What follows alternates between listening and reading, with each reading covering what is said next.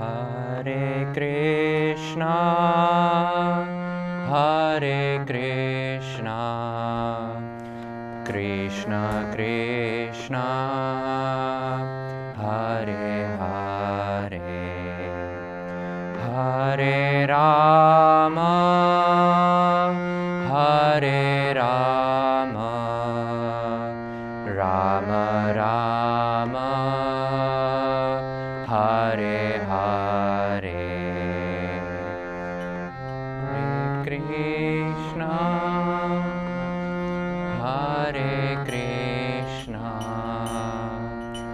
Krishna Krishna, Hare Hare, Hare Rama, Hare Rama, Rama Rama, Hare Hare, Hare Krishna, Hare Krishna, Krishna Krishna, Hare Hare, Hare Rama, Hare Rama, Rama Rama, Hare Hare,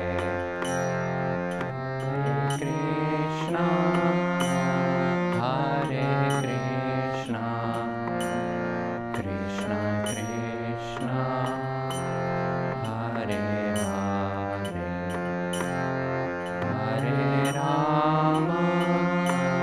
Hare Rama, Rama Rama, Hare Hare,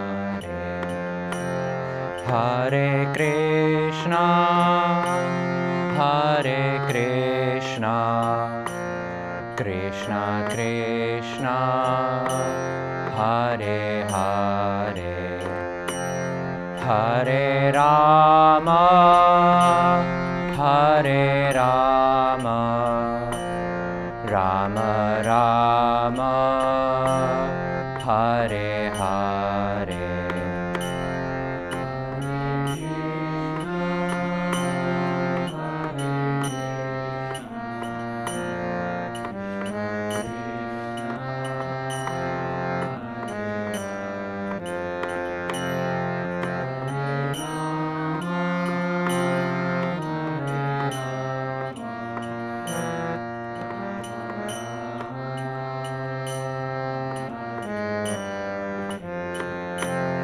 Hare Krishna, Hare Krishna, Krishna Krishna, Hare Hare, Hare Rama, Hare Rama, Rama Rama, Hare Hare,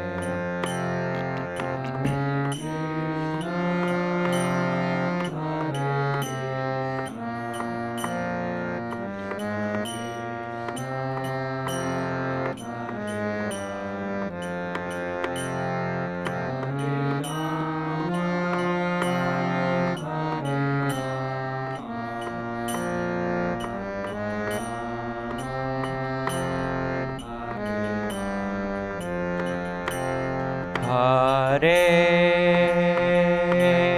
Krishna, Hare Krishna, Krishna Krishna, Hare Hare, Hare Rama, Hare Rama, Rama Rama, Hare Hare, Hare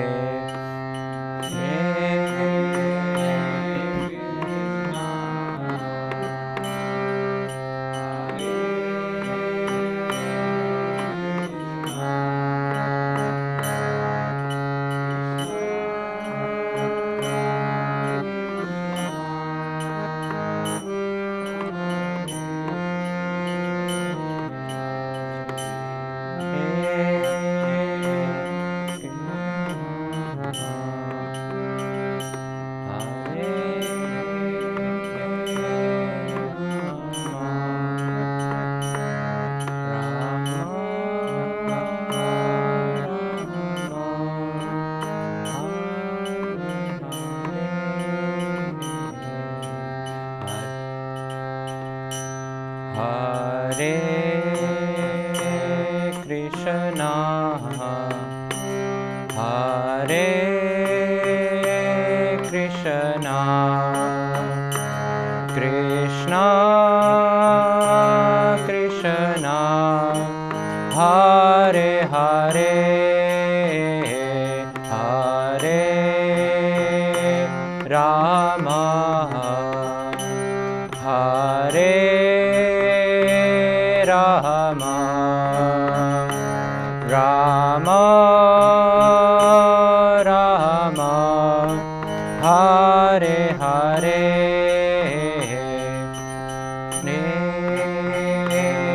Krishna,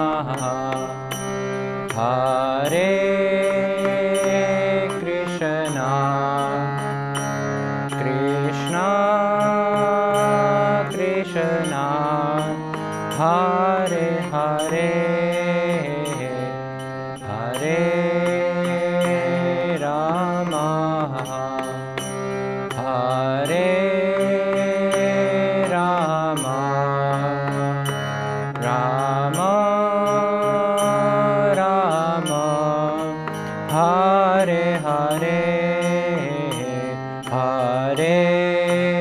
Krishna, Krishna Krishna, Hare Hare, Hare Rama, Hare Rama, Rama Rama, Hare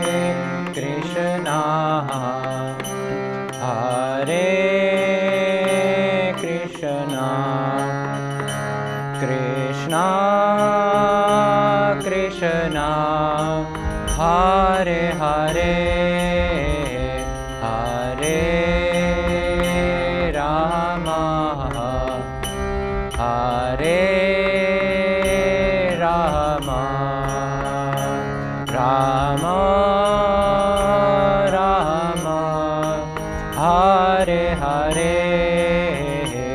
Hare Krishna, Hare Krishna, Krishna Krishna, Hare Hare, Hare Rama, Hare Rama, Rama Rama, Hare Hare, Hare Krishna, Hare Krishna, Krishna Krishna, Hare Hare, Hare Rama, Hare Rama, Rama Rama, Hare Hare, Hare Krishna, Hare Krishna, Krishna Krishna, Hare Hare, Hare Rama, Hare Rama, Rama Rama, Hare Hare, Hare Krishna, Hare Krishna, Krishna Krishna, Hare Hare, Hare Rama, Hare Rama, Rama Rama, Hare Hare, Hare Krishna, Hare Krishna, Krishna Krishna, Hare Hare, Hare Rama, Hare Rama, Rama Rama, Hare Hare, Hare Krishna, Hare Krishna,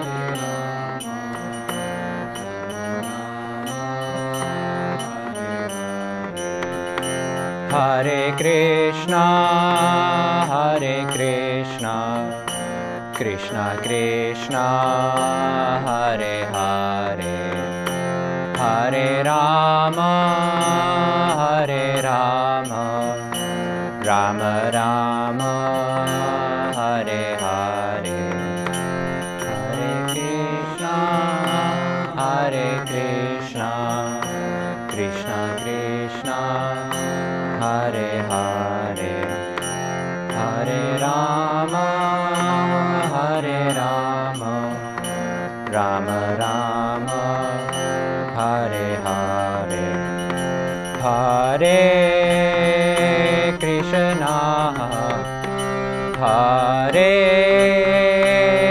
Krishna Krishna Krishna Hare Hare Hare Rama Hare Rama Rama Rama Hare Hare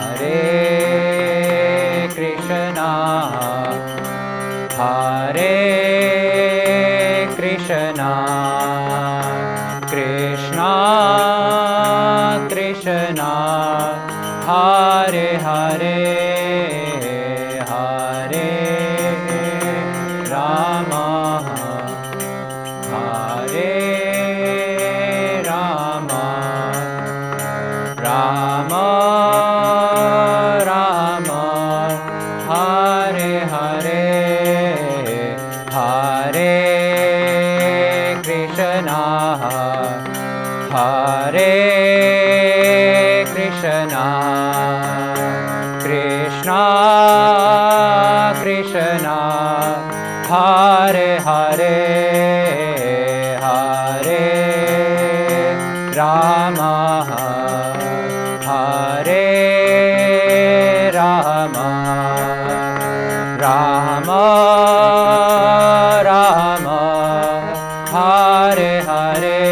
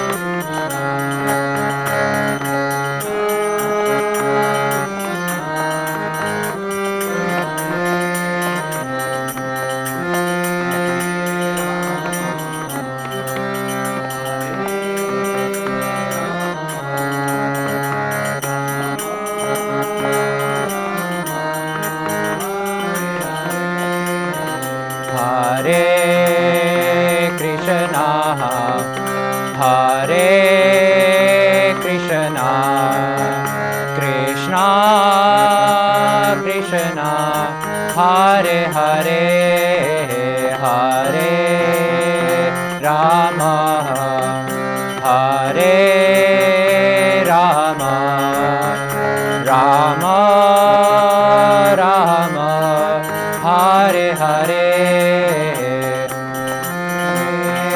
Krishna Hare Krishna Krishna Krishna Hare Hare Hare Rama Hare Rama Rama Rama Hare Hare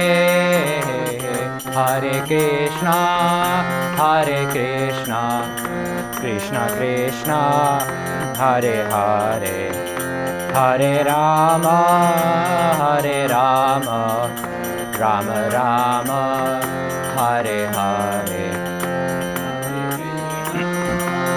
Hare Krishna Krishna Krishna Hare Hare Hare Rama Rama Rama Hare Hare Hare Krishna, Krishna Krishna, Hare Hare, Hare Rama,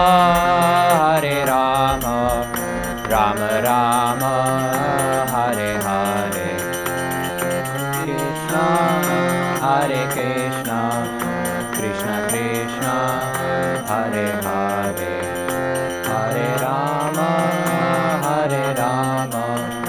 Rama Rama, Hare Hare,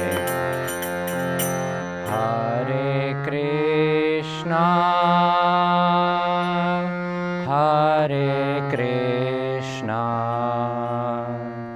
Krishna Krishna, Hare Hare, Hare Rama,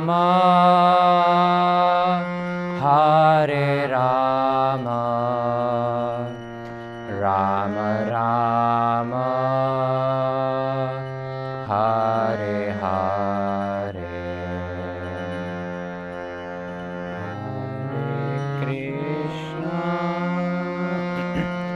Hare Krishna, Krishna Krishna, Hare Hare, Hare Rama,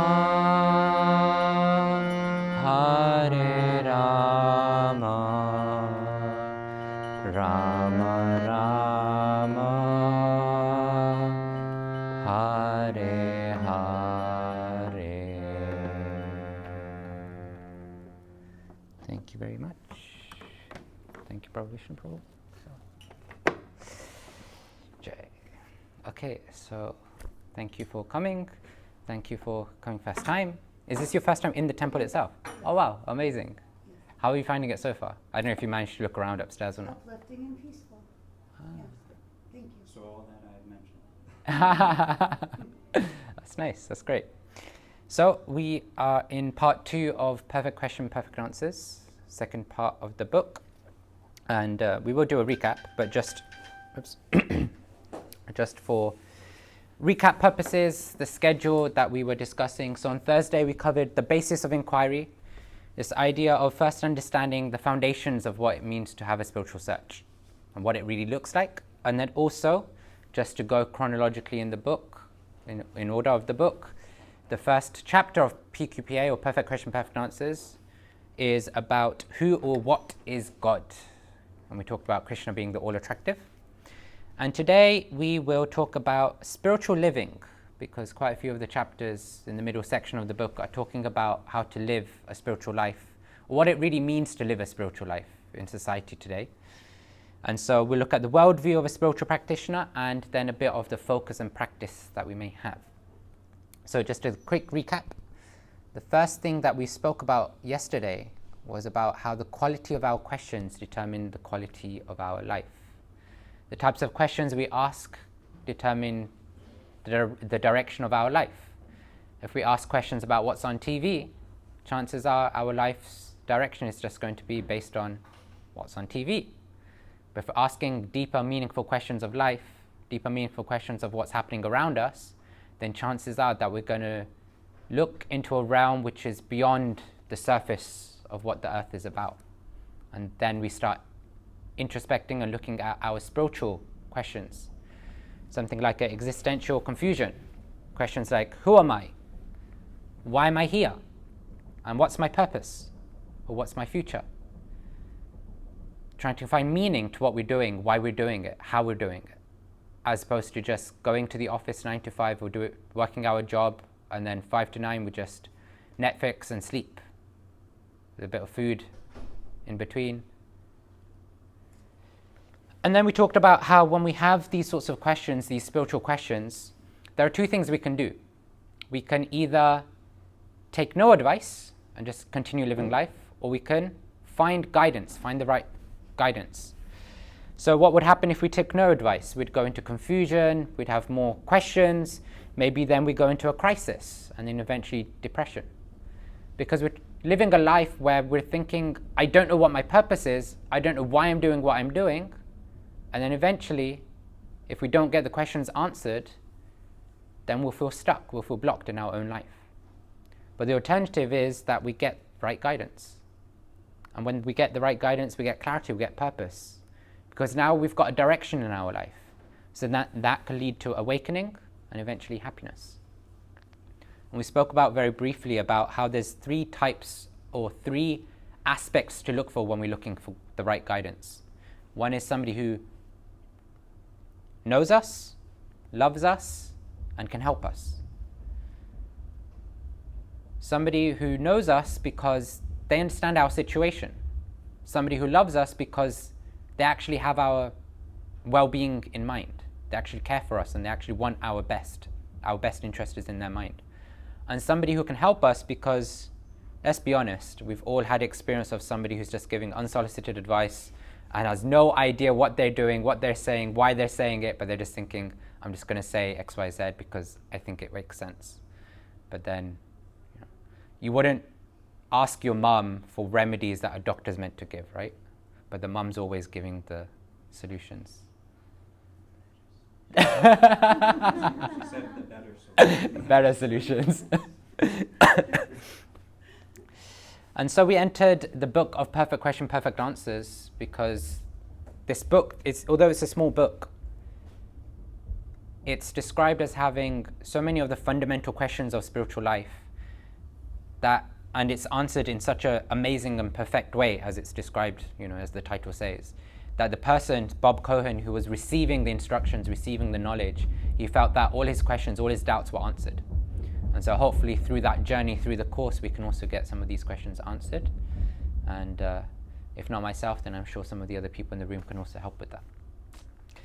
So when we entered the book, we saw that actually when we analyze spiritual inquiries, especially from a theistic nature, a theistic meaning a philosophy that actually believes in higher powers, believes in an aspect of God, whether it's a personal or impersonal aspect, then there's three parts to the inquiry. There's the God, there's the practice to get closer to God, and then there's the person who's trying to get close to God. So in Sanskrit it's called Bhagwan, Bhakti, and Bhakta. And so any spiritual wisdom we look at will have these three elements embedded if it's a theistic philosophy. And different questions of God we discussed last week because of chapter 1. Is there such a thing as God? What is God? Is God an energy or a person? How can I know God? How can I relate to God? And so many other questions may come up in our minds. But before answering these questions, we talked about how there's three different ways that we can acquire knowledge. Does anybody remember them from those who are here? I'll give a hint to the first one. But the actual is direct sense perception. Logic and reasoning, anuman. And then the other one is shabda, hearing from authentic and credible sources. In school, we don't ask the teacher, A equals A. Why? That's not A, that's B. We don't say that to the teacher. We just accept that the teacher said this is A, so this is A. Because we trust the teacher. And like this, when we look at different literatures, then if we can trust the literature, then chances are we can trust what the literature is representing as well. And that's the idea of shabda, the idea of hearing from authentic and credible sources, is that we trust the source, therefore we can trust what the source is saying. But if it's just any random person from the street saying X, Y, Z, then do they have the credibility? Chances are no. So we don't trust them.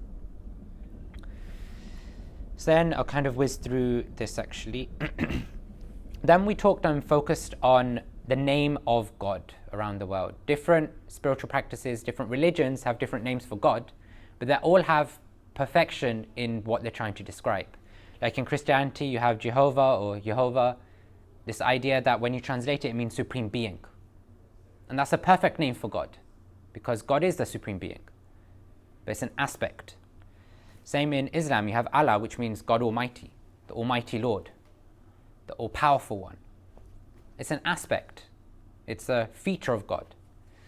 And then in the Vaishnava philosophy, in the philosophy that we represent, we have Krishna, which means the all-attractive. Now, if you look in the world, then people are attracted to different things. Some people are attracted to beauty. Some people are attracted to wealth. Some people are attracted to this idea of renunciation. Some people are attracted to knowledge.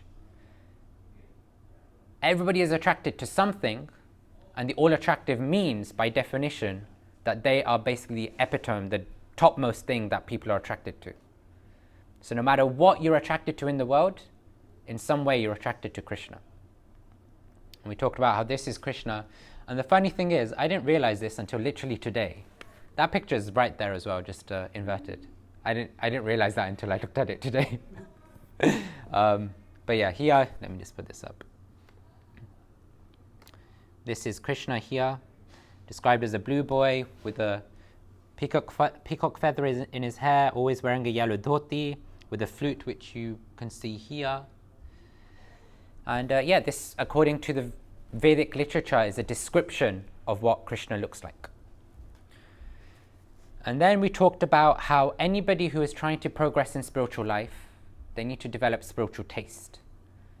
Taste to turn to spiritual activities, turn to spiritual music, spiritual food, spiritual reading, as opposed to the Netflix, the newspapers, the Instagram feeds. And we see that the world runs on taste. We don't do anything in the world if we don't have a taste for it, or something related to it. A mother looks after the child, yes, out of duty, but also because the mother has love and affection to look after the child, and the mother finds taste or mellow in that relationship with looking after the child. In the same way, people go to the office, difficult jobs, 9 to 5, hard jobs, not because they enjoy the work necessarily, some people don't, but because they enjoy the paycheck that they get at the end of the day, or end of the week, so they can use the money that they acquire from the work to then do something that they enjoy, that they have a taste in. So everything we do, there's taste related to it, either directly or indirectly, there's a taste related to it. And we see that if we want higher taste, if we want to experience something of a higher realm, we need to give up the taste of the lower realm. If you're an alcoholic and you want to give up alcohol, some people say, okay, just put the alcohol aside, hide the alcohol, but it doesn't work. You see a lot of people keep turning back to the alcohol. How do you give up alcohol? By finding something that gives you better taste, not necessarily for the tongue, but something that you're better attracted to than the alcohol. This idea of swapping it out, like how would you take that toy from the baby? Give it something else that it will like in return. Give with one hand, take with the other. And so, like I mentioned before, everybody's attracted to Krishna, some directly, some indirectly. Everybody's attracted to God, or an aspect of God, in some way, shape or form. Some are attracted to God directly, like the kirtan, like you said, you found it peaceful, uplifting. There's an attraction there. You found that, okay, there was something in the kirtan that you were attracted to. But some people might be attracted, I don't have my phone with me, it's over there, but some people might be attracted to their laptops, to the phone, or something like that, because they're getting joy out of it. But all of these things, everything around us that we see is part and parcel, is an energy of God, because the world is a manifestation of God's energy. And so somehow, either directly or indirectly, we're all attracted to God. And the path of spirituality is to convert all of the attractions to the direct route, to be attracted to God in a direct way, through His name, His form, His qualities, His pastimes, His sound vibrations. And so, this is kind of a snapshot of all the chapters in Perfect Question, Perfect Answers. Last week we covered the first two, and then yesterday we covered the first two, and then today we're going to cover these 4 items. So, Vedic culture, Varnashram Dharma, I'll talk about what that means, and then real goal of life, the 3 modes of nature, and becoming pure. So, like yesterday, I think if anybody has questions, comments, if you want to add anything, it's always nice to hear, then please feel free to do so. Just put your hand up or something to get my attention. So, Varn Ashram Dharma. I'll explain what it means in a second. But firstly, a question.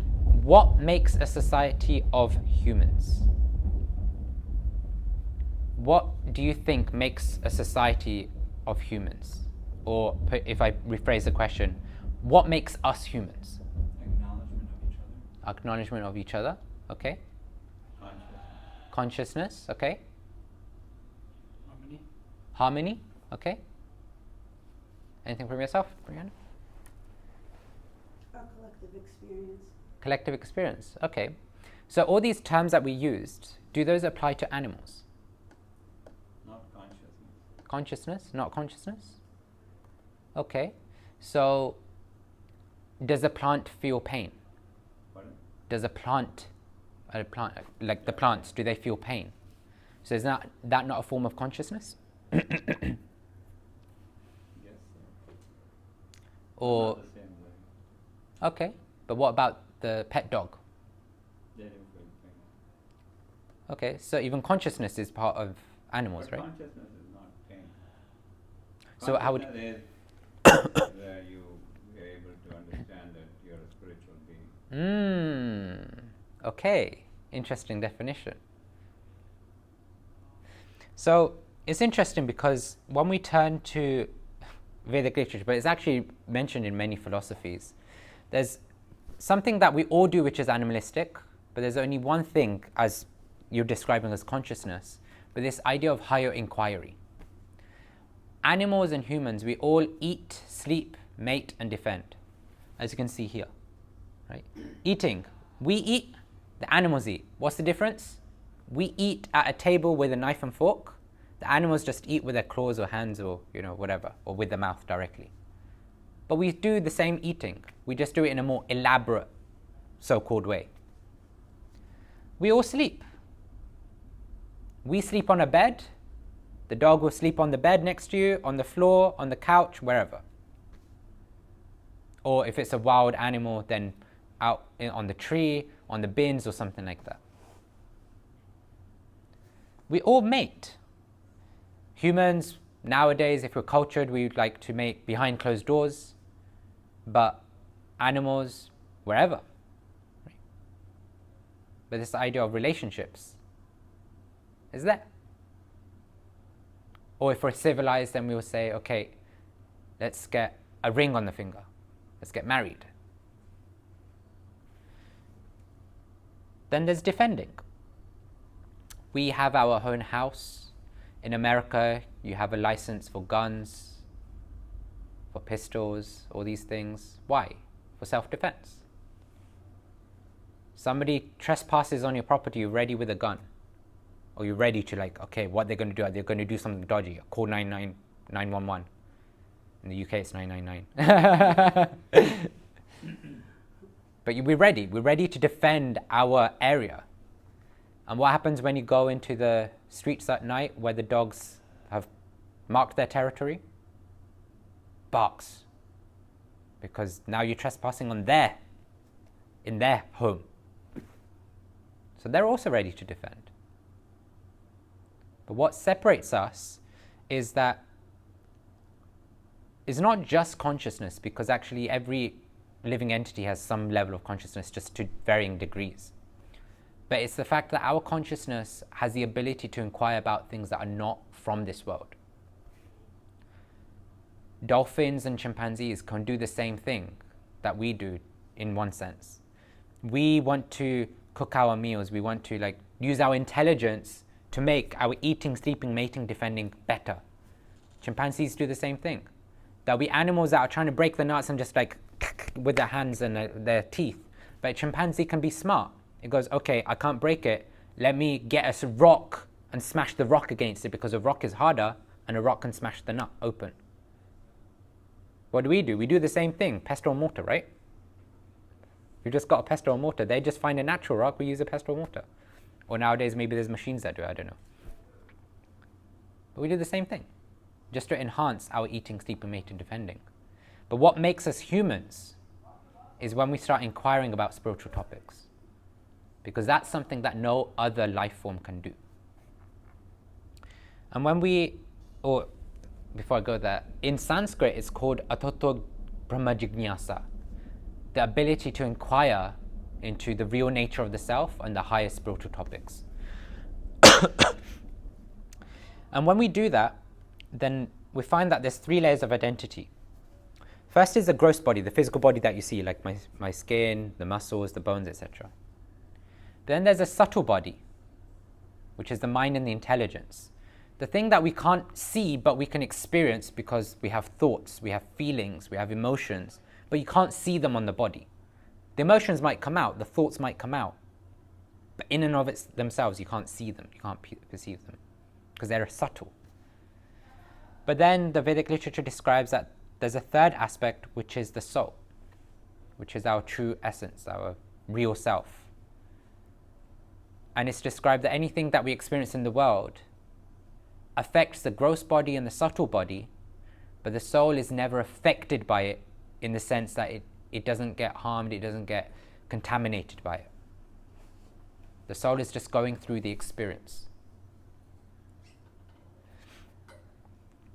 And based on these three different layers of identity, we see that we have multiple identities just in this world itself. We see we've got different types of religion, we've got different incomes, we've got different sexual orientations, we've got different genders, we've got different ages, different political beliefs, based on the gross and subtle body especially. But then what Vedic literature is saying is that there's another identity that we need to recognize and live, is the identity of the soul. We're all busy in our lives, or most of us are busy in our lives, being the parent, being the worker, being the child, being the driver, being the man, being the conservative or the liberalist or whatever it is. We all have different notions of our identity in this world, and we're busy in all of those. But the idea of spiritual life is that, yes, you have all of those because we're living here. We need to look after all of those. But we also have to look at our identity as a soul. And what Varnashram is made up of two words, Varna and Ashrama. So Ashrama is our social position. So ashram literally translates to shelter. And so it's what sort of social position have we taken shelter of? Because the idea of any shelter is to then invoke and support our spiritual growth. So here you see that there's four shelters that are here, and these are the four defined in Vedic literature. There's brahmacharya, which is basically student life.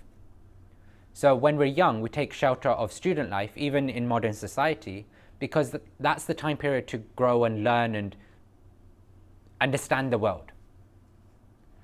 Traditionally speaking, students would also learn about spiritual sciences, not just material sciences. And so they'd get knowledge of this world and also of the spiritual world. Then the next stage is grihastha, or family life, where you enter relationships, you have children, look after the children, etc. And the idea there is that you've learnt about how to live in the world, you've learnt about the fact that your journey as a spiritual being is to get out of the world. Now you're in family life, now you've got people to look after, people to support, husband, wife to support each other, support the children, along that spiritual journey to learn about the world with the vision of getting out of the world. Then you've got Vanaprasth, which is the retiring age of life. Traditionally speaking, it's around 50 years of age.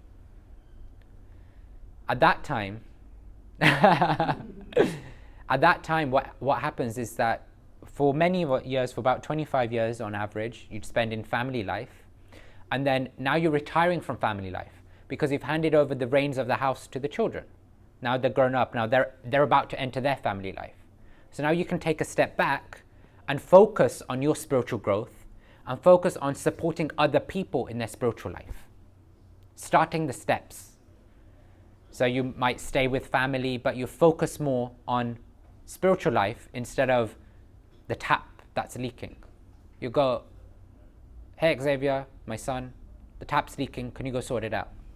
Instead of being the one who calls the plumbers or gets, rolls up your sleeves and starts doing it. Now it's your children's turn. Because your focus is now on spiritual life. Your focus is on recognizing that time is limited, and so now let me focus as much energy as I can in my spiritual life. And then sannyas, which is not something that everybody takes, but it's renounced life. Renounced life meaning you leave your family, you leave your friends, and you basically, depending on what type of renunciation you've taken, you either travel the world just trying to spread the knowledge, spread spiritual wisdom, or you stay in one place and just focus on going deep in your own spiritual practice. Because at that time you recognize, okay, you've given up the family life, the children are capable of looking after the house, I don't need to be involved. And now I can just fully focus on either giving spiritual wisdom or going deep into my own spiritual practice. Or both. Because at the end of the day, you can only give whatever you have. If I don't have a Rolex watch, but if I had a Rolex watch, I could give that to somebody. But the fact that I don't, I can't give it to somebody. So if I have spiritual depth in myself, I can share that with others. But if I don't have any spiritual depth, then how can I share that with anyone? Because I don't have any spiritual realizations. So these 4 ashramas, or these 4 situations, social situations, are not in and of themselves spiritual. What makes them spiritual is when we're focusing and dedicating that time period to develop in spiritual ways as well. Like as students, most of us have been to school for at least a couple of years. Did we learn any spiritual science there? Probably not. We were students. We were, in one sense, brahmacharis, which is the term for the people. But we weren't practicing spiritual life, therefore we can't be termed as an actual brahmachari or having that shelter, because it's a shelter for spiritual growth. And so what programs like the Bhakti School are trying to do is encourage not just the adults but also the youth to enter spiritual life, to think about their spiritual progress so that they can be sheltered in their spiritual life. In normal school outside, they learn the material sciences, but then they can come here or places like this to then learn about the spiritual science so that they can have a holistic understanding and holistic outlook on the world, of this world and the other world. And I kind of whizzed through this, but it's described that if we really want spiritual knowledge, then we have to make sacrifices in our life. And each ashram, each social position has its own sacrifice to make. So students, the brahmacharis, have the sacrifice of learning about spiritual knowledge. The householders, the family people, they have the sacrifice of giving charity or supporting those who are spreading the spiritual wisdom. Inviting people home to give talks or kirtan or things like that, supporting them in their preaching mission. Vanaprasts, who are those who are renouncing, their sacrifice is to basically start to detach from family life and focus on spiritual life. So sometimes they have to let go of the things that they may normally be involved in family life, because now it's no longer their responsibility, it's decreasing their responsibilities. And then for sannyas, it's this idea that whatever they do, they dedicate it to their service to God, by body, mind, word, and soul. So whatever they say, wherever they go, whatever they're contemplating on, somehow or another it needs to connect to God. Whereas us, we might be, or at least speak for myself, might go to the park or go to a restaurant and then just talk mundane things and just seek pleasure in it. But for sannyasis, those who are renounced, in the renounced order of life, their focus is, they might still go to the park, they might still talk about the trees, about the weather, but they're always having the vision of God. But there's sacrifices that all of us have to take if we want to grow in our spiritual life. The first one is accepting spiritual teachers, like taking wisdom from those who are more advanced in their spiritual practice. The second is the lifestyle and character. This idea that spiritual practitioners have a specific way of, or a specific outlook of the world, and a specific way that they endeavor to carry themselves. Would you see a spiritual person who's running around the streets, kicking everything on the road, punching the windows? Chances are no, right? If you saw them, then you'd question, how spiritual are they really? But you would hopefully like to see a spiritual person who in the face of some turmoil, who in the face of some bullying or whatever it is that's going on, would be calm, cool and collected, because they're connected to a higher source, and therefore they're able to, even in that situation, they're able to give love to the person who's being so harmful and hurtful to them. And the third one is chanting. When you look at most philosophies in the world, not just the Vaishnav philosophy, but if you look at Islam, if you look at Christianity, if you look at Buddhism, Jainism, they all have some element of chanting, whether that's God's names or a mantra that connects them to God. And in the Vaishnav philosophy, I'm sure you've gathered what the chanting mantra is. It's the Hare Krishna mantra that we were singing the Kirtan to. And it's literally a prayer. The mantra is literally a prayer to go, please God, please energy of God, please engage me, please bring me closer to you so I can serve you, so that I can love you. And with that love, I can then spread that love to everyone as well. So if we're serious in our spiritual life, what we want to do is take on at least these 3 sacrifices. Here, like you guys have come here today to hear about spiritual wisdom. Come more regularly. The Tuesday programs are there. I'm sure there'll be other courses. The Sunday programs are there. And you can hear spiritual wisdom. Or if you're at home, instead of turning YouTube on and listening to, like the 10 funny things of today or whatever, I don't know what random things there are on YouTube. But you could turn in, okay, let me listen to lectures on spiritual topics. There's certain personalities that we could even recommend that we like, if you're interested in hearing. And we could suggest their names. And you could hear them. And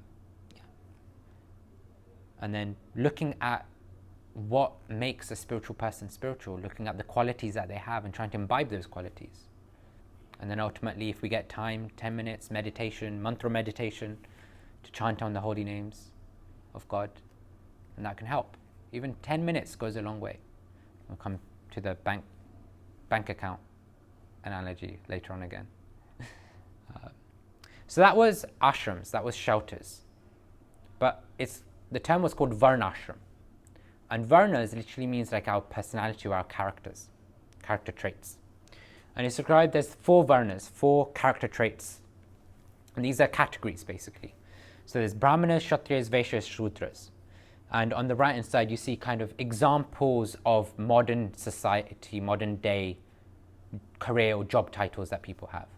But generally speaking, you see that the brahmanas are basically the thinkers of society, the kshatriyas are the leaders of society, the vaishyas are the profiters, and the shudras are the workers of society. When you look at modern society today, you see that people generally come under 1 or 2 of these in their professional, in their lifestyle, in the way they conduct themselves in life. And that's good. The idea of varn ashram is basically a situation that is enforced politically. In traditional days, in like thousands of years ago, varn ashram was a system that was embedded in society at the core. So you'd have brahmanas who would basically be spiritual teachers for society. Their profession was just to spread spiritual knowledge and make sure if anybody is kind of acting out of order of their spiritual growth, they're supporting them in coming up back to terms, back in line. The kshatriyas would always be protecting. Kshatriya literally means the one who protects the entities in the kingdom. So they're protecting them from harm. So any issues going on, then they'd be ready, sword in hand, they'd be ready to punish whoever was causing the disturbance. With Vaishyas, it's this idea of those who are, traditionally speaking, they'd be protectors of cow, or there'd be agriculture and farm, because that's the idea of, nowadays we say money is wealth, but traditionally speaking it's the animals, it's the crops, it's the produce, that was the real wealth. And even now we see that that is actually the real wealth, because ultimately we all need food to sustain, and money is just a means of trade. But if we grew our own vegetables, our own fruits, our own crops, we wouldn't need the money, right? Because we could just live organically off of what we're producing. And then the Shudras, the workers, are basically those who just support the other classes in society, because their role is to just support. Traditionally speaking, there's a misconception, especially in India, where people use this system as a caste system to say that, oh, I'm a Brahmana, so you must worship me, you must treat me as higher. You're a Shudra, oh, you're nothing, like you shouldn't even look at me. But that's a misconception, because what we see is that Varna ashram worked so well in historical days because when you look at society, all 4 of these classes are required for society to function. Even today, all 4 are required. You can't have Bill Gates having a massive empire without people working for him, without people who are handling his accounts, without people who are managing for him, and without people who are giving him advice. So even in modern society, even though it's not built on Varnashram, we see that all 4 of these elements are required for it to function. But from the scriptures, we see that if society followed the model perfectly, then there'd be it's described that when this model was followed perfectly, then there was no distress in the kingdom. 0 distress. And if there was somebody who was in distress, the king would put it on themselves as their mistake that somebody in their kingdom is in distress. And so the king would take it on themselves to rectify whatever the issue is. But nowadays, what do we see? At least my paycheck is there. Your distress, your problem. Your situation, you got to handle it. I've got nothing to do with it.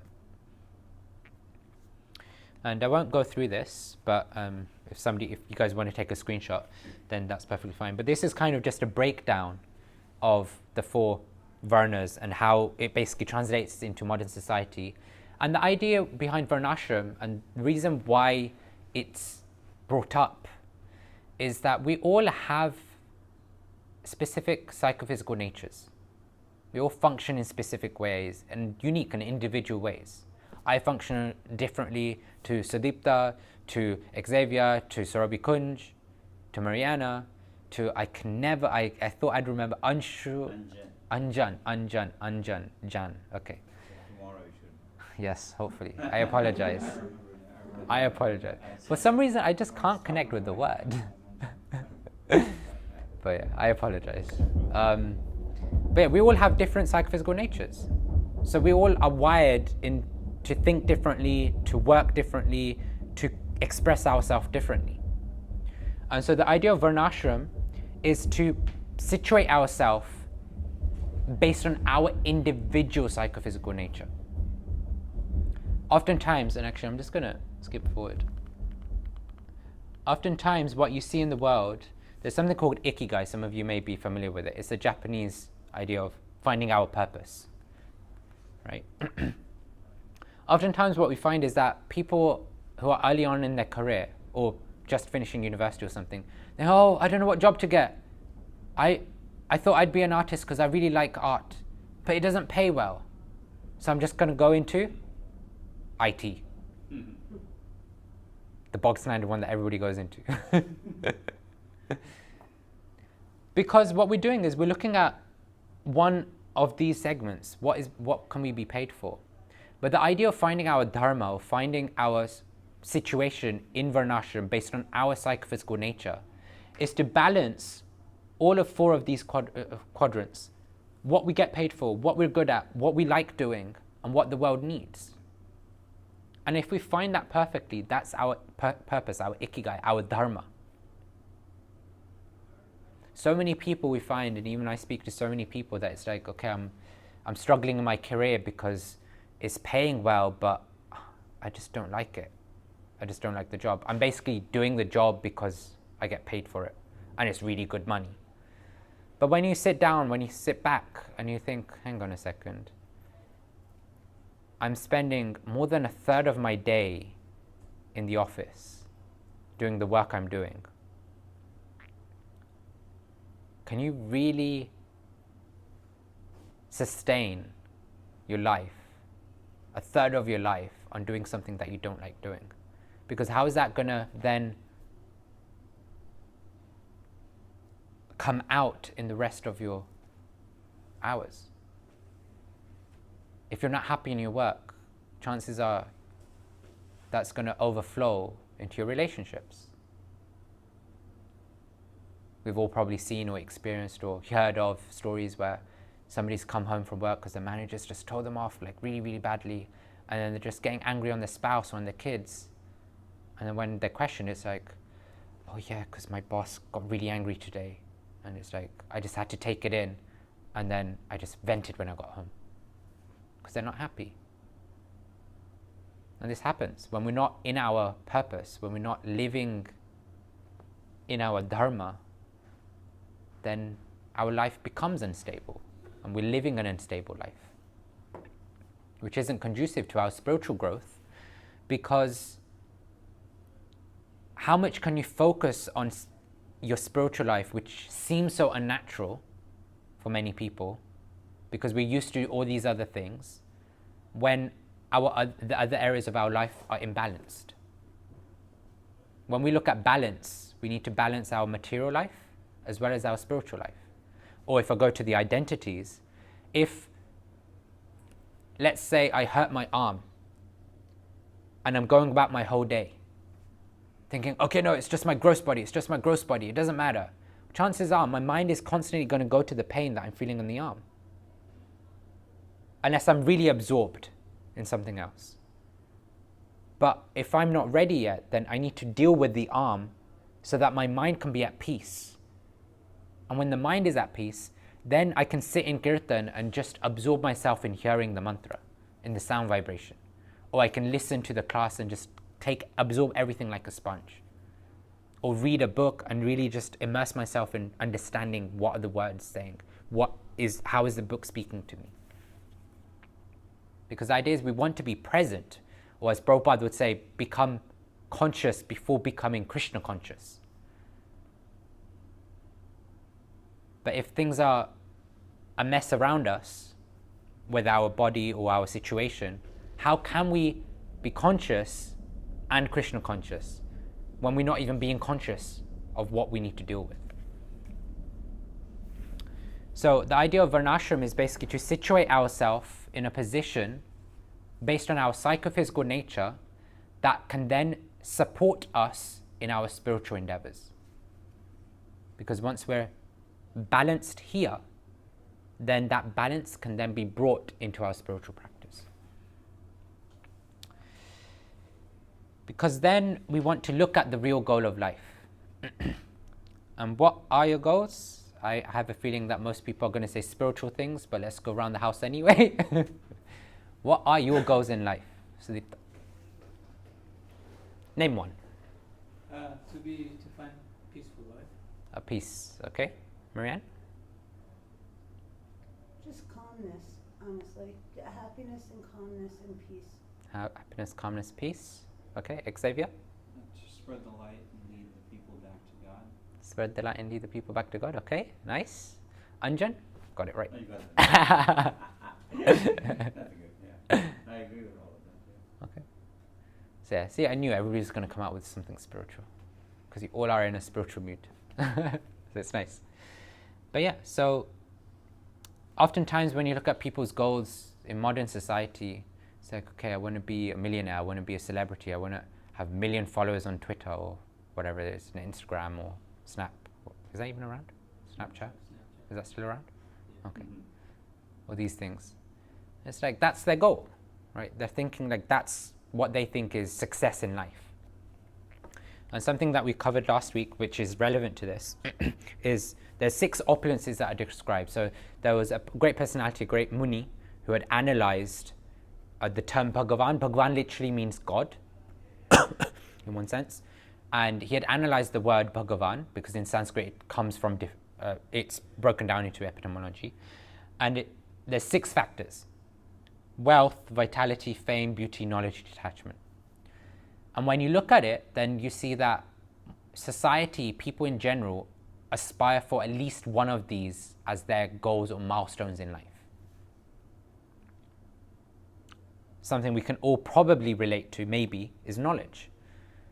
When we're going to school, we want the knowledge, we want to kind of do well, succeed. And because if we pass the exam, we think that's success. Or in some cases, if you get 100% in the exam, that's success. But one of these are related to, for all of us, who have a material mindset. And we see that in London, we're all busy running and rushing to get onto the underground. In New York, that's the subway. In order to achieve one of those 6 successes. People are running from one side of New York City to the other side because the job on their side of the city pays $80,000. The job on the other side pays $85,000. But we're all busy chasing after these things because we think that's where success is, that's where happiness is. But life then just becomes like a rat race, where there's just rats chasing after what they think is going to bring them happiness. But then we've all had experience of this. It all leads to frustration. And you can break it down into 4 general categories based on experience. Question. Go on. That picture. I saw somewhere, somebody sent me, I think it says, even if you quit the rat race, you'll still be a rat. Yeah. That was a comment, right? Not a question. Right. It's a comment. So the question is, you'll still be a rat. Because even if we try to come to spiritual growth, are we still going to be rats? No. If you shed all that you are, no, truly you're not. For as you acknowledged earlier, a rat cannot make the journey that we are here making, but we can choose to shed all this is and consider us on a higher level. Yeah. Yeah. And these texts, they help us to do so. Yeah. So even if you win the rat race, you're still a rat. No, I said But what is the rat I said race? even you quit the rat race. you'll still Oh, be even if you quit the rat race. Shed your The rats question and is, when you quit the rat race, are you attaching to something that then sheds everything off?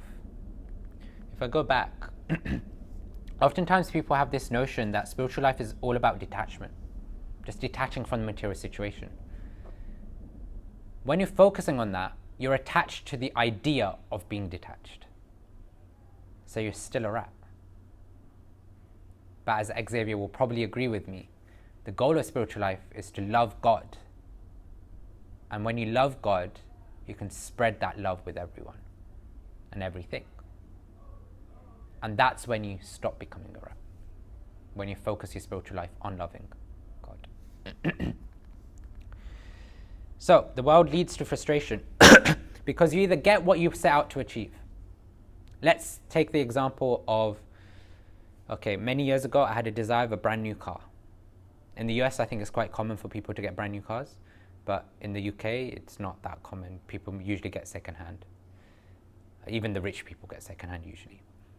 But I had this desire that we have a logbook. I don't know what the system is in the US, but a logbook is basically the register of who's owned that car before, that vehicle before.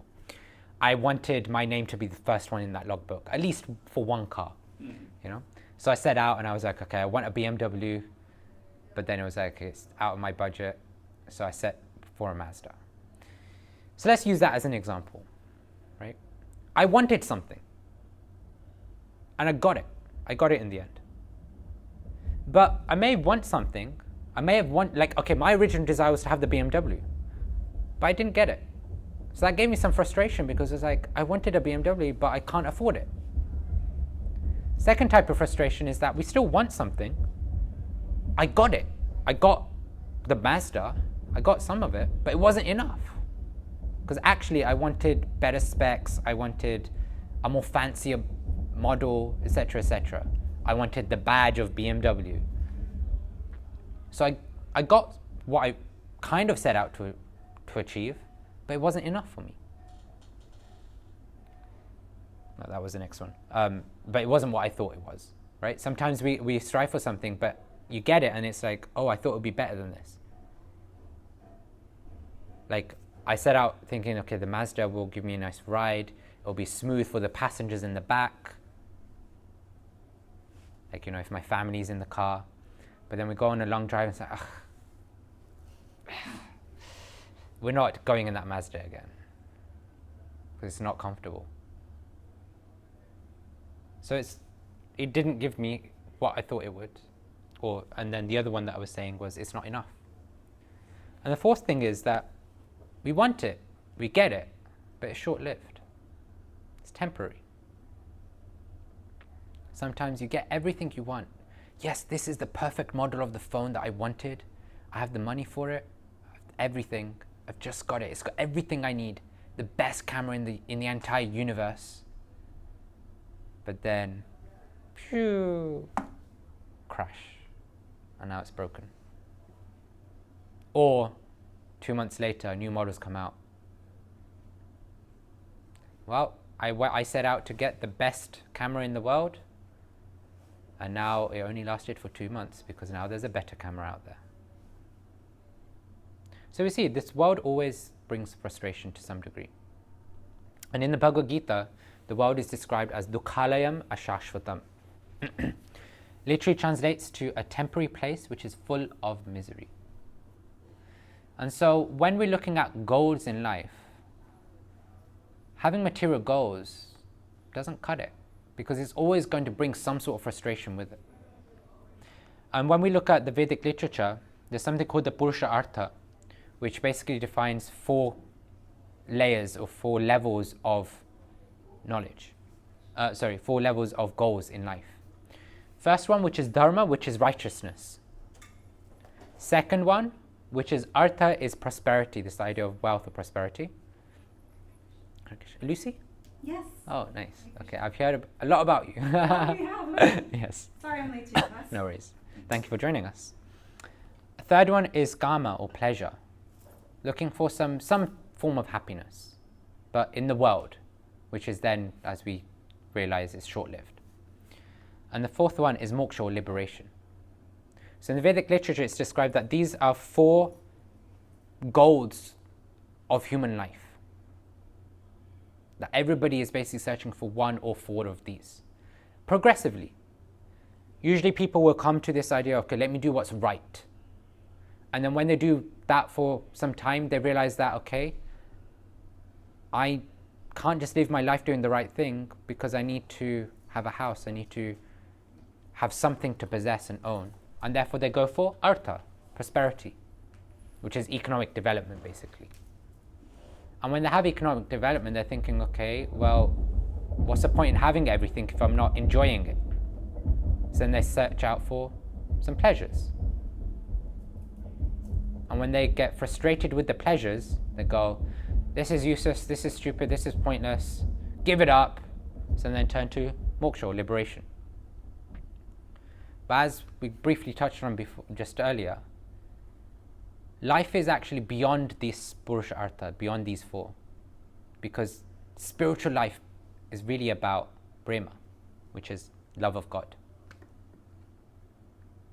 When our goals are based on the first 4, we'll find that in some way, shape or form we'll find frustration. But if our goal is based on the 5th one,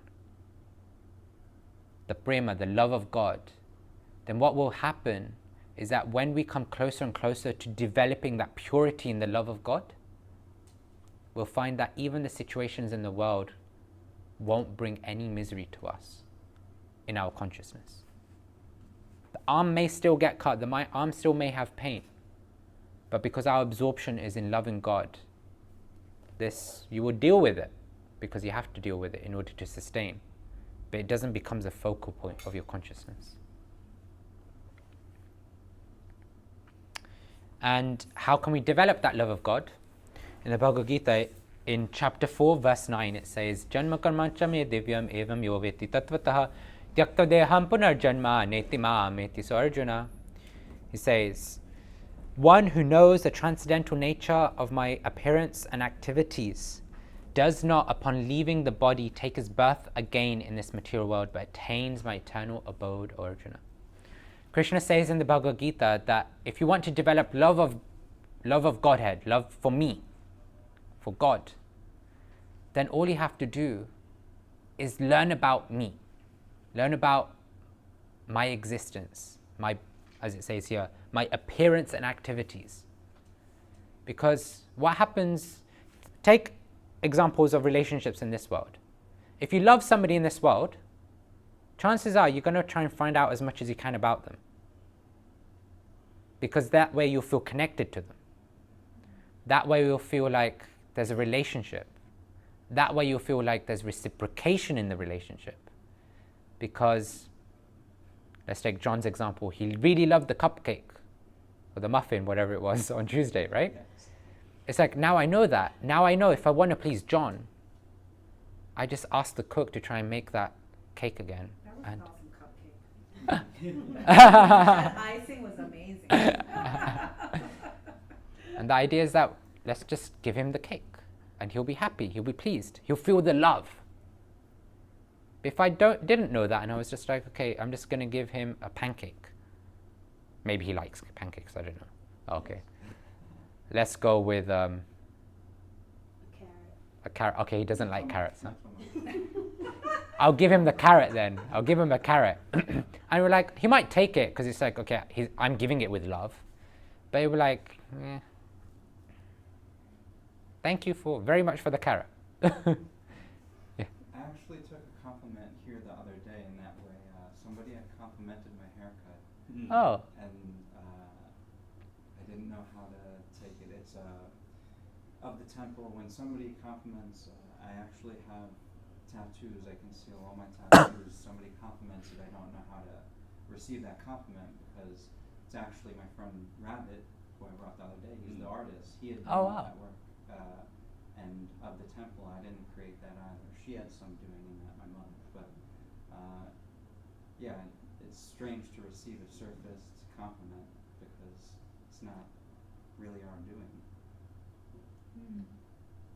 our doing meaning it's not for you to receive the compliment? Is that what you're trying to say? I received it well and in kind, and it was given in kind, I believe. But it was strange to be complimented in such a way because I didn't cut my hair and Right. I So didn't grow my hair just grows on its own. So it was. I like that thought process. We have this principle that actually what compliment is for us to take. I think it's the action with intent behind it. So if given in kind, we receive it. Yeah, so we receive it, but are we the recipients of it? As you said, the haircut was not done by you. You're the image that's presenting the haircut, but who cut your hair? The tattoos, you're just presenting the tattoos, but who did the artwork? Rabbit, I'm just presenting this. temple right? who You're actually just created an instrument for the one who's done the work to be appreciated. So same within spiritual knowledge, which I'll come to later on, is this idea of a disciplic succession that we spoke about yesterday as well. That actually the knowledge, I might be presenting the knowledge here in the way that makes sense to me, but the knowledge is not mine. So any compliments that go to the content, etc., how can I take credit for it? Because the knowledge I got from the books. I got from Srila Prabhupada. So he's the rightful recipient of the knowledge, but I'm just an instrument for you guys to appreciate his wisdom. So I like that. It's very nice how introspective you are Thank you. about things. I really like that. The goal is for us to be instruments of God, right? Yeah. Becoming instruments of God. And at the end of the day, we can trace all of the appreciation back to the giver of everything. Who gave Rabbit the skills to do the art? God.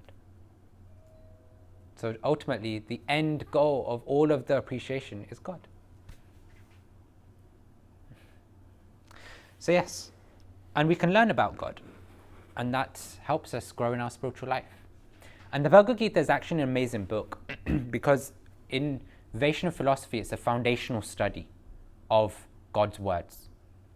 And there's 5 main topics. We call it a blueprint of the Bhagavad Gita. So if anybody wanted to understand what the Bhagavad Gita entails, in just one diagram, in less than 5 minutes, you can explain it to anyone.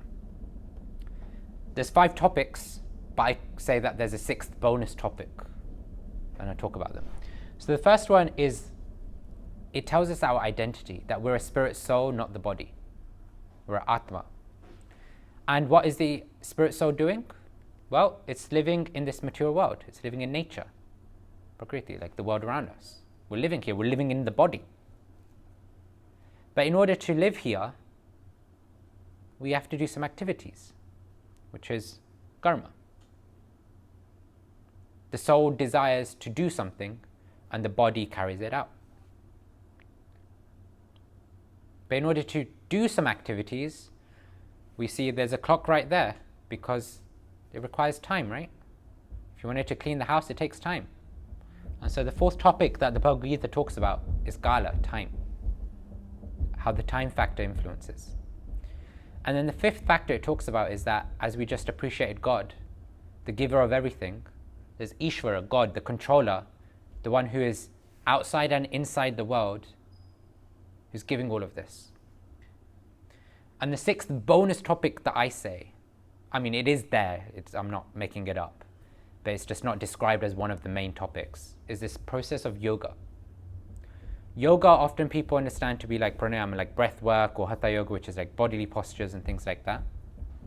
But yoga comes from the root word yuj in Sanskrit, which means to union or to connect. So in its most basic or most authentic of forms, yoga literally means a process to connect to God. And so you have different types of yoga systems. Like, okay, pranayama is connecting with ourself originally, but then if you go to the Vedic literature, then through the breath work, how eventually come to this point of connecting to God. Or hatha yoga through bodily postures. First you're connecting with yourself, with your body, with your mind, etc., aligning yourself. But then if you go deep in hatha yoga, then how that can help you connect to the super soul, to God inside the heart. Mudras, etc., yeah. Then you've got, for example, Dhyan or Gyan Yoga, which is connecting to God through acquiring knowledge.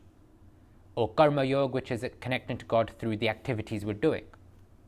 Or the best of all is Bhakti Yoga, or Bhakti Yoga, which is connecting to God through love, or loving devotional service.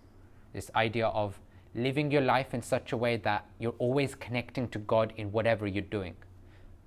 When you're speaking to somebody, when you're thinking, when you've got free time, your hobbies are oriented around God, kirtan, reading, whatever it is. Your life orients around developing love of God. And how can we develop that love?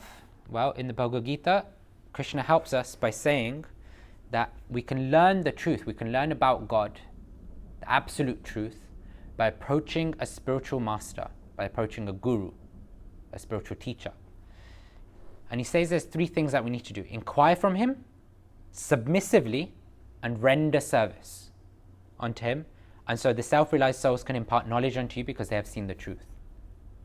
This idea that when we approach spiritual teachers, we want to inquire from them, we want to ask them questions, we want to be submissive, right? Let's put it here. We want to be submissive. This idea that we all come with our premeditated notions, our preconceived ideas about life. The idea of being submissive is not that we artificially give them up, but the idea of being submissive is that we're open-minded about hearing, okay, what's the spiritual teachers, or what's the spiritual way of living life? And hearing it. And then second thing is inquiry, because we may have doubts, like, okay, I've lived my whole life this way, I thought I've been spiritual. You're saying this doesn't work, but can you help me understand your way? It's not about challenging, it's about this mood of understanding what this teacher is saying. And the third thing is service, this idea of the spiritual teachers are giving us so much wisdom. What can we do to support them? This idea of reciprocating the love that they've given us. And that reciprocation may be in the form of, I don't know, helping them out in whatever physical needs they may have. It could be in the form of helping the projects that they're really trying to develop. Like Oh gosh, I already forgot his name now. Not John. Oh my gosh. Ralph, No, No, his maybe. brother. John. Oh, it is John. Okay, I Yeah. don't know why. Names are not my best thing. Anyway, so as John was saying, like yesterday, he was interested in serving because he felt like he wanted to give back to what he's received. And it could take form of anything, you know, wherever we're more inclined to. Based on our psychophysical nature, we can serve and support and help out in whatever way. I have a question. Yes. In the previous slide, This one? on the other one, the previous. No, this one. Where does kala or time come in the Bhagavad Gita? Many places actually. Which the- chapter? oh, I know it's in 8. You see, when you look at time, How does Krishna? so for example, in chapter 8, he talks about what happens at the time of death. Oh, That's a form of time, right? okay. So this idea that if we want to learn about God, if we want to connect to God, if we want to develop a loving relationship with God, then we need to know about God. And how do we know about God? By connecting with those who know about God. I gave the example yesterday that if I wrote a book and I gave one copy to Lucy or Marianne and one copy to Surabhi Kunj, who would better understand what I'm saying in that book? The one who knows me the most, right? Will be Surabhi Kunj. Yeah. It will be Surabhi. Because she knows me the most out of the group. And therefore, how can we know God? Connecting with somebody who knows God better than us because they've developed a relationship with God that is much more advanced than us. And that is the spiritual teachers. And we talked about how to find, you know, somebody who's authentic yesterday, so I won't cover that whole thing again. And we see that there's different levels of knowledge, which I won't go through in too much detail, but there's information. Like whenever we connect with knowledge, first thing we get is information. Okay, the book, we're reading the book, we get information from it. But when we start thinking about what the information is saying, we get an understanding of what the book is trying to say. Or maybe we have to discuss with people. Forums like this really help. So we can try and understand what the information is really saying. But then it's up to us to then introspect and put that understanding that we've had about the knowledge into use by seeing how that applies to our life, how that's applied to events or situations we've been through before. Because then that becomes wisdom, because we're actually seeing how the understanding, the knowledge is relevant. And then when we put that knowledge into practice for directing our life, that becomes foresight and vision. Because then that wisdom is being utilized to mold our life, not just to reflect on the things that have happened in life. And something like the Bhagavad Gita really helps and really is a wisdom text that you can use to create foresight and vision for your life. Because like I said, there's 5 topics, and we see all 5 of those topics helps us do 3 things. See this world, understand the reality of this world, discover the reality of the transcendental world, and then connect us by seeing how we can go from here to there. So that is the goal of life, to develop love of God. So in the 3rd section, 3 modes of nature. Has anybody heard of these before? Okay, you have. Okay. Everybody. Okay, most people have. So, actually, I will go through this. Are you influenced or are you an influencer? Both. Both. All of us will basically have elements of both, where there are certain things or certain people that will influence us, and we may have some influence over other people or other things that are happening in life. And when we see the idea of influence, then we see that it comes from within us and from around us. Within us could be around us could be examples, the food, the places we visit, the times of day, the clothes we wear. All of that can influence our surroundings and us. Or the faith we have, the determination, the desires, the devotion. When you look at the food we eat, we may influence the food we eat by picking healthy choices or whatever it is. But the food we eat then also influences us. if we eat something which is very spicy, what's going to happen to, say, our desires? We'll become very hot-tempered. Our determination will be very hot-tempered. If we're internally, we're trying to influence our life to be devotional, to be spiritual people, then that may influence the clothes we wear, because then we wear more modest, more spiritually conducive clothes. Because then we want to portray and put out that actually, yes, I'm a spiritual person and I stand for spiritual principles. So like this, the outside world and the inside world influences us. And the three modes of nature are basically this three areas, and I'll go through them, what they are. They're basically goodness, passion, and ignorance. They're concepts to understand that there's different natures of influence from things around us and from within us, and how that influences us. So I'll go through them quickly. So the first one is goodness. In Sanskrit, it's sattva. And this is basically this idea, or the qualities that it brings is things which are joyful, things which are healthy, compassion, all of these things. And what associating with goodness or connecting with the mode of goodness does is it brings clarity, illuminates us, it brings us knowledge, wisdom in our life. And what we see with goodness is that if we're trying to live in a mode of goodness, if we're trying to live a good lifestyle, we see that it's hard now, but it's good for us later. Healthy eating, very difficult for us. It's like, okay, I have to pick the right vegetables, etc., etc. Don't go for the heavy cheese. But it's difficult to do because the natural inclination is, I just want to pacify my senses. My taste buds want to eat lots and lots of cheese or lots and lots of whatever it is. Cupcakes. It's hard now, but it's good for us long term, right? Eating healthy is good for us long term. So mode of goodness is about this idea that we want to develop better character, live a better lifestyle, live a higher lifestyle. And the focus of such a person is that they want to be somebody in life. They want to have, or they want to be a spiritual person. They want to be healthy. When you look at passion, the qualities are that it brings greed, anger, ambition, lots of intense endeavors. You know, this idea that we're always busy doing things. And what's the effect? It's provocative, confuses people, brings frustration. Those people that you see are always multitasking. They're like, I've got too many things to do. I need to listen to the meeting that I'm on whilst also doing some other work.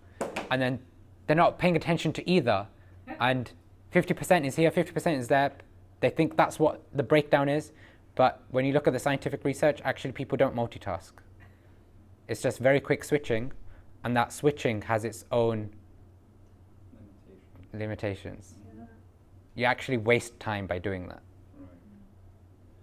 Passion is about you just always wanting to do things. Goodness is about being absorbed in what you're doing and doing it properly. But passion is very easy to live in now because it's just about you just got to get things done. Go from one thing to the next thing to the next thing, and it's just about keep moving, keep moving, keep moving. But we see that it's quite bad later. Why is that happening to such people? Their consciousness is unstable. Modern day, I think the attention span is what? I think it's 3 minutes, I think? Something like that. Something really, really small. And it's made worse by living in the mode of passion. By constantly thinking, I have to do something, I have to do something, I have to do something. Until you just break down and crash. And Right. you- Start drinking. And, or you just completely, you know, just Yeah, you that's crash. it. Yeah. And then you end up coming to the temple to rehabilitate. I'm talking from experience. Fair point. So that the people who primarily work in the mode of passion, their focus is to do things, like I just mentioned. And then there's ignorance, which is the lowest of the three. It's a degrading mode, actually, because it then invites a lot of sleep, of delusion. So that mode of passion of doing, eventually could lead to a crash, which is mode of ignorance. And what does that do? It obscures, it impedes, it stagnates people. Because then now you're stuck. You're like, okay, I want to do something, but I don't want to get out of bed. Let me do things whilst I'm in bed. But then what do you end up doing? Practically nothing. Right? And we can see it's bad now. Like if you're living in a mode of ignorance is very much about you've got big dreams, but you're not doing anything to bring the dreams to life. Mode of passion is you've got big dreams, and you're constantly just on the move, and they may be building the dreams, they may not be. But you're just constantly doing things. A mode of goodness is about you're dreaming big, and you're setting the building blocks and the stepping stones to then achieve that big dream. And so see, ignorance is bad now and bad later, because you're crashing now and you're not coming out of the crash anytime soon. And so their mood is about having things. They're not endeavoring for it, because they're just like lazy. Everything should come to them. Or the piety should just come to them in life. Or the benefits should just come to them in life. They don't want to endeavor for anything. But everything should just come naturally. The food plate with the cupcakes, people should just bring them. I should just be able to sit in my seat and everything should just come my way. That's ideal.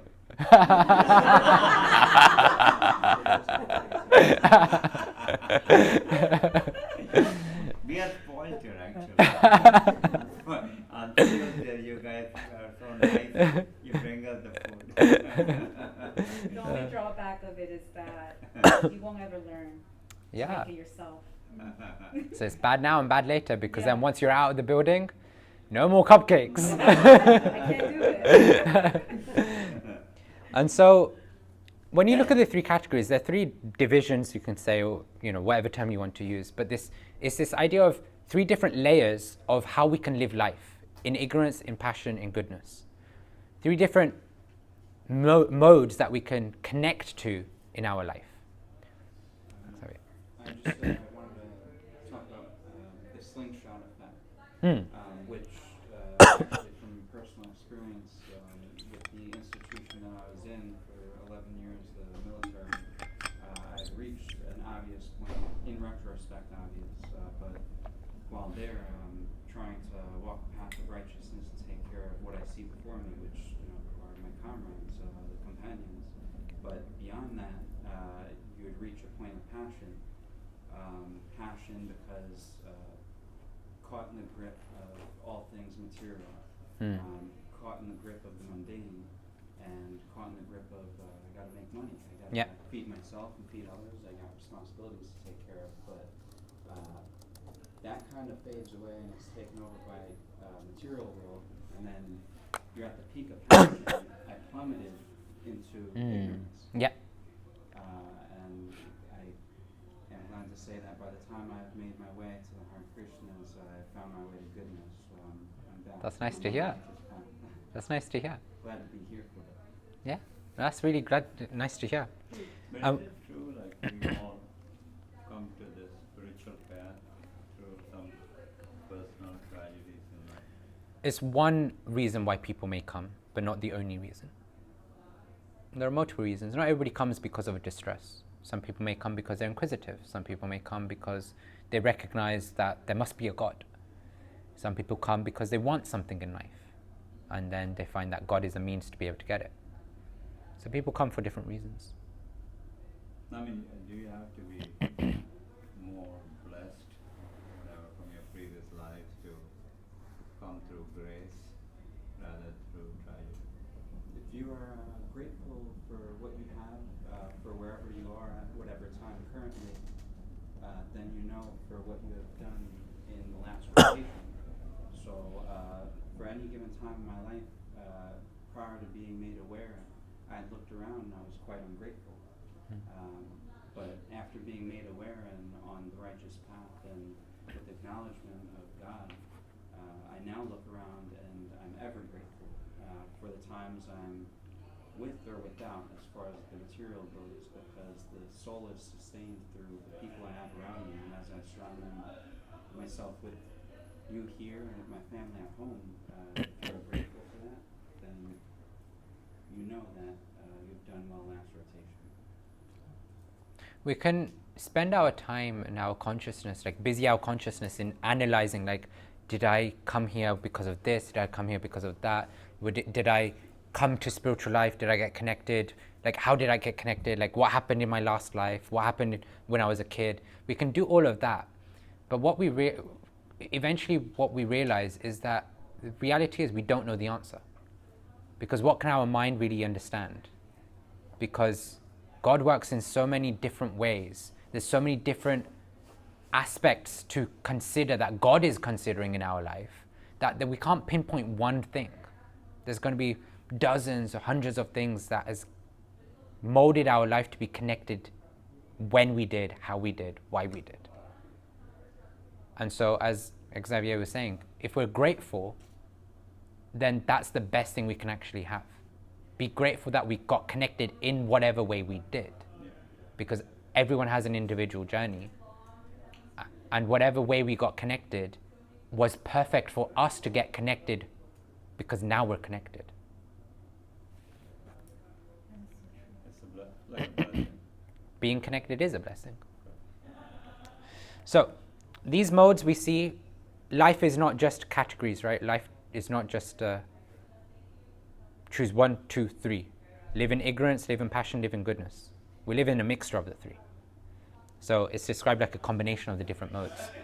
And most of us may be familiar with TVs like this, the old school TVs. If you go really, really close, then you'll see that it's all made of different colored pixels based on the 3 primary colors. But when you take a step back, it forms a massive picture with all of this spectrum of colors. And that's what the modes are. Yes, there's 3 modes, like the 3 primary colors, but it makes a spectrum which defines our life. And I won't go through this because I'm just conscious of time and I have clearly overrun a lot. But yeah, if you want to take a screenshot of this, watch us, just keep it up. But this is just something we came up with, like trying to make it modern, trying to make it relevant to the present situation. What do these activities look like in the mode of ignorance, passion, and goodness? Like, what does sleeping look like in ignorance? Excessive, late nights, you're sleeping for too many hours, you're going to bed really late at night. Sorry, in ignorance. In passion, it's unregulated, too little. You're going to sleep at irregular times. Sometimes you're sleeping at 8, sometimes you're sleeping at 10, sometimes at midnight. In goodness, it's regulated. You're like, okay, my bedtime is 10. I'm going to sleep at around 10. I'm going to wake up early, because early morning is described from a time perspective. Early mornings are conducive to the mode of goodness. How to develop that discipline? Step by step. Patternized behavior. Patternized. Yeah. Patternized behavior. Observe. Yeah, you're in the military. So. Yes. Yeah. Yes. So Patterns are the I'm not a morning person, but patterns. Yes. If you see our life, if you patternized behavior. if you see our life is basically patterns. What we do is basically patterns. It's just individual patterns we will have. The idea is we just want to change the pattern to be a different type of pattern. Because whatever behaviors we do, it's a pattern, right? Like, if somebody is always getting angry at something happening, it's a pattern in their life. They get angry at this thing happening. If it happens again, even if there's a slight difference in the situation, still they're going to get angry, because that's the default mode, because that's the pattern that they're used to. If X happens, do Y. It's subconscious. It's not even conscious. It's subconscious. But the way you change that behavior is by being intentional in order to change the pattern. Action with intent. Action with intent. Yeah. So yeah, you could go through these examples. And these are just examples. You could then, if you wanted to, you could spend 15, 20 minutes at home creating a similar table for other areas of your life, and you can see, okay, what does ignorance look like? What does passion look like? What does goodness look like? And then circle the one where you match. Oh. Find out where you match. Mm. Because the idea is, as I'm sure you've guessed, we don't want to live in ignorance. We don't want to live in passion. We want to be more closer to the mode of goodness, because that keeps us in balance, that keeps us in check.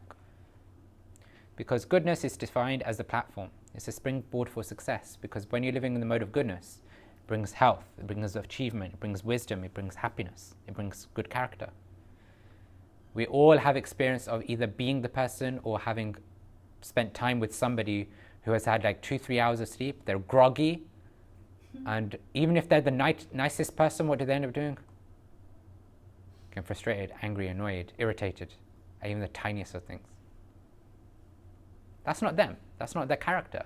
But because they're not spending time in the mode of goodness with sleep, their behavior becomes like ignorance and passion. So that's the 3 modes. And then becoming pure. Is goodness enough? Is living in the mode of goodness enough? Xavier? You are not saved through works alone. It is through faith as well. Yes, perfect. We say that we have to transcend even goodness, because the idea is that we want to board the spiritual train to Krishna or to God. Yeah. What I just described in terms of 3 modes are modes of material nature, the modes that influence us in the world we're living in. And so even goodness is contaminated by some things because it's not connected to Krishna. So we have to transcend even goodness. That's a good point. But goodness is a platform. If you were at a train, if you thought of a train station or the subway station, if you wanted to catch the train, or the, what do you call it? Do you call it the train? Yeah. Okay. Same You call it the train? So if you wanted to catch the train, well, I can't just sit here, even though we hear the train go by, I can't just sit here and go like, subway, please stop, I want to board you. You have to go to the subway station. And that the platform is goodness. The train platform is a mode of goodness. It's the best way to board the train. We could literally punch a hole through the wall and like try and find a way to board the train from here. If you've ever had experience of India, which I think, Xavier, you have? Okay.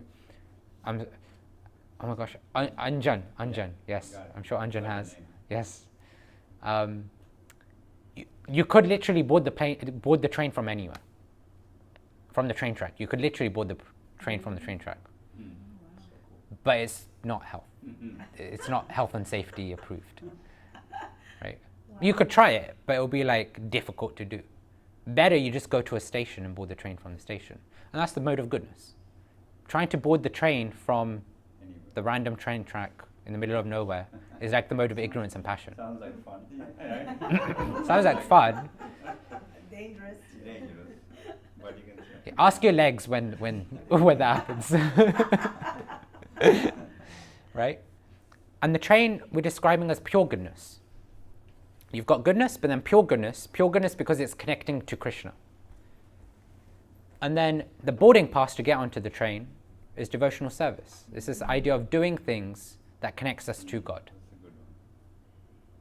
So if you want to board the spiritual train to Krishna, spiritual train to God, come to the platform of goodness, board the train of pure goodness, and practice the spiritual process, which involves devotional service, which is your ticket to be on the train. Let me ask you, how much are our modes of nature we are born with, which is inherited, how much is changeable by environment? You can't really define it, because there is the nature aspect, but there's also the nurture aspect, Nurture, yeah. and then there's also the connection aspect, the people that you're associating with. So some people say whatever you're born with, you're going to have it. And even if you try very hard, if you're born like a passionate person, like even if you try to change, it's so hard because It's hard, but not very impossible. ingrained. No, It's it's hard, not- but not it's but not not impossible. Change their stars. Each Yeah, person not can change their stars. And I was actually asked that in the institution I was in. Oh, A bunch nice. of uniforms before me. I was asked, I was sergeant at some point in my life. Can you change the stars? That's what I was asked. And they asked around the room, and everybody willingly shook their head no. I said no, right? So I take care of my corner, and that's why we can't change beyond that. And I heard their answer, and I didn't accept that answer. I don't believe in that answer. And that was actually on my way out. It was on my departure. So I was already out the door. But to hear that, I thought it was quite sad, and I had to explain to them. They had said that they were pawns. They called themselves pawns. We recognize we're pawns here, right? They nodded at that. That was horrifying. Said you are. Well, that's the military, right? But We're supposed to take orders. you are supposed to take So orders. that's the way the law is, the rules are. It is, but when you You're not supposed to have individuality. when you teach people that that is not meant for beyond that uniform, you're sending those people out into real life, and they're not meant to be soldiers in real life. So for that, I saw not soldiers before me. I saw sons and daughters and brothers and sisters and mothers and fathers and most important, the people I love and care about, my friends. Yeah. And I watched all of them submit to something that is not God, and to submit to the idea that they are pawns and powerless, and to submit to the idea that they cannot change at least their own stars.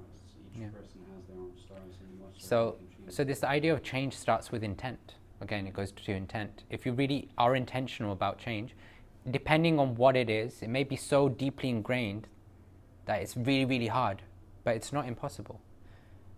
And even modern Well, science, you like, could use you know, psychology and things like that to convicts, support. Right? So Sorry? many of them, they go, Who? they do the thing, the same thing, they go out, they get released, and they come back and they've done the same crime. They come back again. Yeah, that's because- back over and over because maybe okay. Because they haven't those- changed their inner mindset, Correct. right? And that's what jails, prisons, etc. are meant to do. They're meant to be a rehabilitation center, not just a punishment center, but Right. a way to then. I don't think they function very well. No, Yeah, they're not that's correct different. That's a business. different thing, though. Yeah. That's different. The fact that they don't function with the way they're meant to is different to the fact that there is the ability and potential to change. I mean, and there is the potential. I just saw this documentary of somebody who committed a horrific crime, and he because of this horrific crime, he was sentenced to death. But prior to being sentenced to death, he rehabilitated, and it was amazing. Like, he found God. Oh wow. He was ministering to people. He was helping. He was educating people to get their GED. He did all this before And before then he they died. still hang. They still hung him because he did a horrific crime. Correct. It was rape and murder. It was Correct. horrible. So it was But who not- he Right. was then was not who he ended But up then, when he but died. then when he according died. to the It's Gita, amazing. he True would, miracle. Yeah, he it's would a still, miracle. he would still reach the Godhead because he had changed. He changed and he found God. Right. He repented. He did everything, and he was at peace with dying. That's fine. Yeah, he was at peace. Okay, Because not too Krishna long. says you only kill the body, so the soul is free, right? Yeah, the soul will then continue its journey. But the soul will elevate itself automatically, Depends. We can cover that. We'll cover that right? tomorrow. I mean, We'll cover it if tomorrow. What she's Tomorrow. We'll cover it tomorrow. We have to continue. Okay. Yeah, I'm just conscious of time as well. Yeah. So yeah, we want to board the train to Krishna, and one of the really nicest ways to do that is by following those who are on the train already. Those who are advanced on the path. And ways we can develop our spiritual taste to then connect to those personalities is like hearing them, connecting with them regularly, like coming to these places, coming to these events, or like I said earlier, if you listen to things online, you could listen to spiritual things, connect to spiritual teachers online instead. Applying what they teach, that is a very, very crucial thing. We can take all of the energy, all the positive, all of the spiritual energy within us, but then are we utilizing it by molding our life to live what the spiritual energy, the spiritual teachings are telling us? Because that's the best way that we can then mold our life. We can become spiritualized ourselves. And then third thing is follow their instructions. If they're saying that, you know what, this is what you need to do, it might be a personal thing or it might be a generic thing that, okay, spiritual people, we'll probably cover this next week, yeah, because austerities comes up next week. Spiritual people don't take intoxications, right? Well, that might go against your concept of spirituality. That might go against your lifestyle. But it's like, okay, they're saying that if I want to be spiritual, and I want to be spiritual, and I trust them, I trust the wisdom that they're giving, I trust the philosophy that they're representing, then I need to somehow or another mold my life to then follow that instruction, because it will be beneficial for me. Yeah. It's not artificial. It's not meant to be just blind following. When you have the trust, when you have the faith, when you really see that this person has wisdom, that this person has spiritual elevation, then you see that they're giving me love, and that love is coming in the form of an instruction that might not be palatable for me today, but it's going to support my spiritual journey. And so I'm ready to take it, or try to take it in some way. And we kind of covered this, so I won't go through it, but the A, B, C, D, E of life. Another way that we can connect with developing our spiritual taste. Through the people we hang out with, through the books we read, through the sound vibrations we associate with, through the food we eat, and ultimately through the activities we engage in. If we try even 10 minutes, 15 minutes, half an hour of engaging in A, B, C, D, E, then in the Bhagavad Gita it's assured that we will develop prema, love for God. That's nice. Because it just takes the intention to start something. Once you've got the intention, actually 50% of the battle is won. Because most of the resistance in action is a resistance in the mindset. That's true. You may have resisted coming here today, but then once you got out of the door, it was like, okay, now I just go. So that is section 2. Nice. Thank you. So we covered this idea of Varna ashram system, which is basically the social structure, and how we want to live in our psychophysical nature, because then that balances us in the world, which then supports us then focusing on spiritual life to bring that balance there. Then the second thing we spoke about, and I have to go to this.